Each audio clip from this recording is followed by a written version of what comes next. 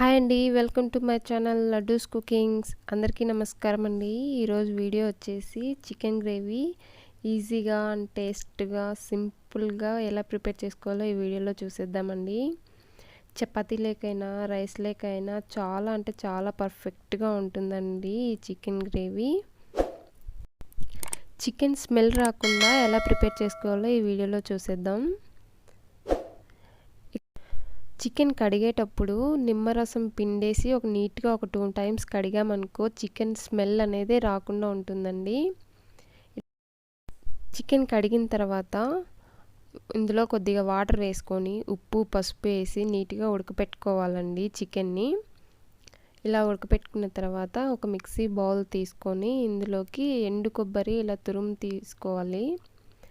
అలాగే ఒక వెల్లుల్లిగడ్డ మొత్తం ఇలా ఒలిచేసి తీసేసుకోవాలండి.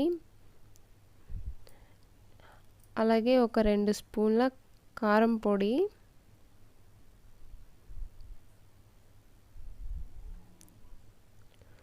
అండ్ అలాగే ఒక 2 స్పూన్ల ధనియాల పొడి వేసుకోవాలి. ఇలా వేసేసుకున్న తర్వాత ఇందులోకి కొద్దిగా వాటర్ యాడ్ చేసుకొని బాగా మిక్సీ పట్టేసుకోవాలండి మెత్తగా.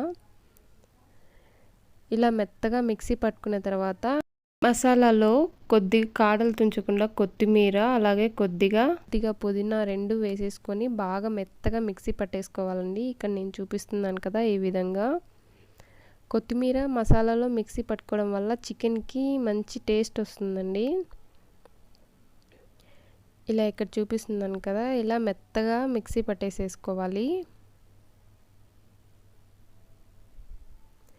ఇప్పుడు పక్కన పెట్టేసేసుకొని స్టవ్ మీద ఒక కళాయి పెట్టుకొని అందులో ఒక 2 స్పూన్ల ఆయిల్ వేసేసుకోవాలి. ఆయిల్ వేసుకున్న తర్వాత 1.5 స్పూన్ ఆవాలు వేసుకోవాలి. కొద్దిగా ఉద్దిపప్పు వేసుకోవాలి. అవి కొంచెం చిటపటలాడిన తర్వాత సన్నగా తరిగిన ఉల్లిపాయ ఇలా వేసేసుకొని ఆయిల్లో కొద్దిగా ఫ్రై చేసుకోవాలండి. ఇలా కొద్దిగా ఫ్రై అయిన తర్వాత సన్నగా తరిగిన ఒక 2 టమాటాలు ఇలా వేసేసుకోవాలి. టమాటాలు కూడా బాగా మగ్గిపోయేంత వరకు ఆయిల్లో వేయించుకోవాలండి. ఇలా టమాటాలన్నీ మగ్గిపోయిన తర్వాత ముందు మనం మిక్సీ పట్టుకున్నాం కదా, అది మొత్తం వేసేసుకొని మసాలా ఇలా బాగా మసాలా పచ్చివాసన పోయేంత వరకు నీట్గా బాగా వేయించేసుకోవాలండి. ఇలా వేగిన తర్వాత ముందుగా మనం ఉడకపెట్టుకున్న చికెన్ని ఇందులో వేసేసుకోవాలి. ఇలా వేసేసుకున్న తర్వాత మసాలా చికెన్కి మొత్తం పట్టేలాగా బాగా కలిపేసేసుకోవాలండి. ఇలా కలుపుకున్న తర్వాత ఇందులోకి కొద్దిగా వాటర్ వేసేసుకోవాలి. వాటర్ వేసుకున్న తర్వాత మళ్ళీ ఒకసారి మొత్తం కలిపేసేసుకోవాలండి. ఇలా కలుపుకున్న తర్వాత ఉడికేటప్పుడు ఇందులోకి ఒక 2 స్పూన్ల సాల్ట్ వేసుకోవాలి రుచికి సరిపడా. ఇలా సాల్ట్ వేసేసుకొని కలుపుకొని కొద్దిసేపు అలా ఉడకనివ్వాలండి. ఇలా ఉడికేటప్పుడు ఇప్పుడు కరివేపాకు వేసేసుకోవాలి. పచ్చి కరివేపాకు ఇలా ముందే ఆయిల్లో వేయకుండా ఇలా వాటర్ ఉడికేటప్పుడు వేసుకోవడం వల్ల ఇందులో ఉన్న ఫ్లేవర్ చికెన్కి బాగా పడుతుందండి. ఇలా కరివేపాకు వేసుకున్న తర్వాత కొద్దిసేపు ఉడకనివ్వాలండి బాగా. ఇలా ఉడికిన తర్వాత ఇందులోకి నేను ఒక 2 స్పూన్ల చికెన్ మసాలా వేసుకుంటున్నానండి. చికెన్ మసాలా ఏ షాప్లో అయినా దొరుకుతుంది. చికెన్ మసాలా వేసుకొని బాగా మొత్తం అంతా మిక్స్ చేసేసుకోవాలి చికెన్కి పట్టేలాగా అంతా.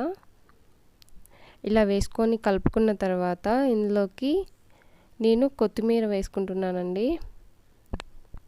ఇలా కొత్తిమీర కూడా వేసేసుకొని బాగా మొత్తం ఉడికేలాగా చికెన్లో బాగా కలిపేసేసుకోవాలి. ఒక 5 నిమిషాలు మూత పెట్టి బాగా ఉడకపెట్టుకోవాలండి. చూసారా, ఆయిల్ అంతా మొత్తం పైకి తేలుతుంది.